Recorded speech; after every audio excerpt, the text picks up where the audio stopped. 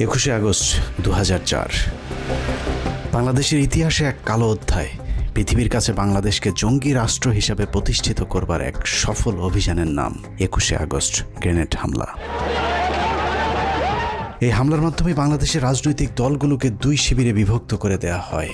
শুরু হয় প্রতিহিংসার রাজনীতি।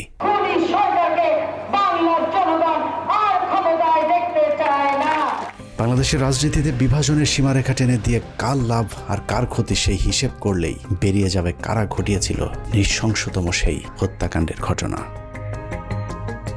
2004 সালের 21শে আগস্ট আওয়ামী লীগের জনসভায় গ্রেনেড হামলায় মোট 24 জন নিহত হয়। নিহতের পর বাংলাদেশের কিছু গণমাধ্যম এবং আওয়ামী লীগের অভিযোগ যদি সত্যি হয় তাহলে বিষয়টা ঠিক এরকম দাঁড়ায়। যখন আমি গাড়িতে উঠছি তখন গাড়িতে গুলি, ওরা কোনোভাবেই যাতে স্কেপ করতে না পারে। শেখ হাসিনা এবং কিছু গণমাধ্যমের বক্তব্য অনুযায়ী আওয়ামী লীগকে নেতৃত্ব শূন্য করতে চালানো হয়েছিল এই হামলা। হামলাকারীরা শেখ হাসিনাকে মারতে এতটাই বদ্ধপরিকর ছিল যে শেখ হাসিনা নিজেকে বাঁচানোর জন্য যখন দৌড়ে গাড়িতে উঠছিলেন তখনও তার উপর গুলি চালানো হয়েছিল, যেই গুলির দাগ তার ব্যবহৃত মার্সিডিজ গাড়িতে লেগে থাকার দাবিও করেছিল আওয়ামী লীগ।